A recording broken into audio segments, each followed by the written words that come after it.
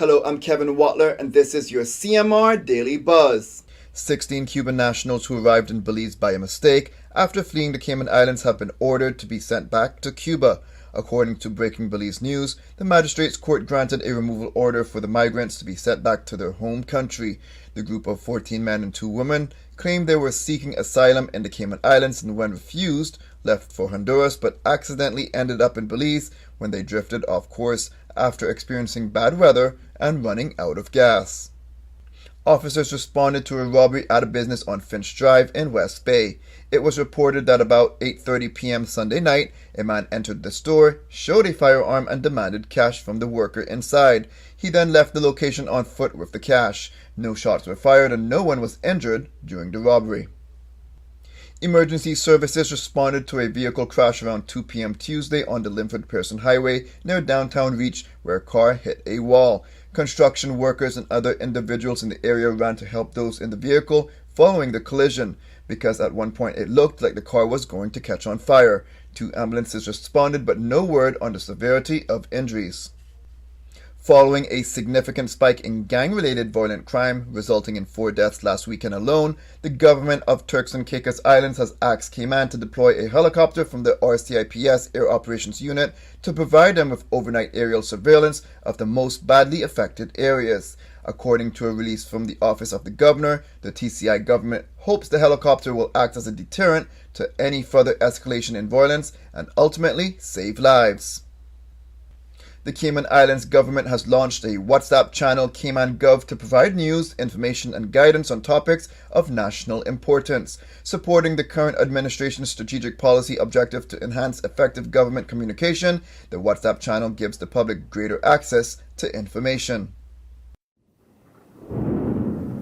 Stormwatch 2022 is brought to you by Home Gas, your propane experts before, during, and after the storm. It's getting busy in the tropics. The National Hurricane Center is tracking 4 systems. Hurricane Danielle is way out there, not affecting any land. Closest land reference is the Azores. Now, Hurricane Danielle is expected to turn subtropical later this week. There's also Tropical Storm Earl. Now, those in Bermuda need to pay very close attention to Earl. Earl is expected to become a major hurricane by the weekend.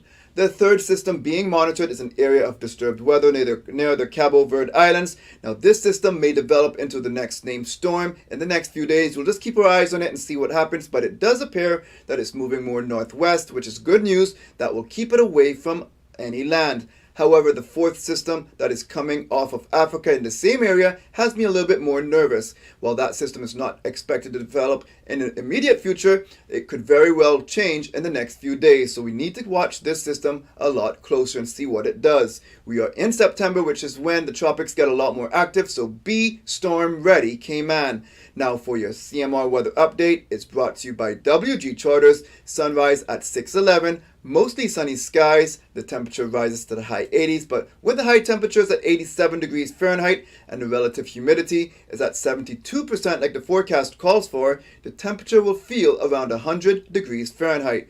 Winds light and variable and the sun sets at 6:35. At nighttime, the temperature falls to the upper 70s.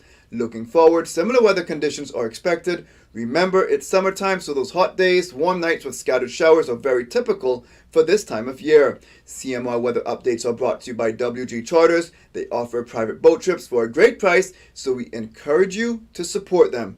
Now for some regional and international news.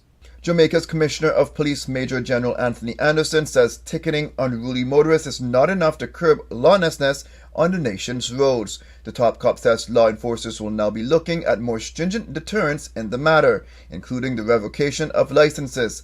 Anderson said that despite officers spending more than 200,000 man-hours writing tickets over the last 4 years, less than 40% of the tickets issued are paid. The latter, he says, is a clear sign that tickets do not pose a strong enough threat to undisciplined drivers. An American cruise vacationer was killed in a shark attack while snorkeling in the Bahamas on Tuesday. The victim, a Pennsylvanian woman in her 50s, was attacked by a bull shark off the Rose Island shortly before 2 p.m. local time Tuesday, Bahamas authorities said. The woman was in a popular snorkeling area with her family when the attack occurred. 5 to 7 people were snorkeling at the time. Russian President Vladimir Putin on Tuesday attended sweeping war games in his country's Far East involving troops from China and other nations in a show of military muscle amid the tensions with the West over Moscow's action in Ukraine.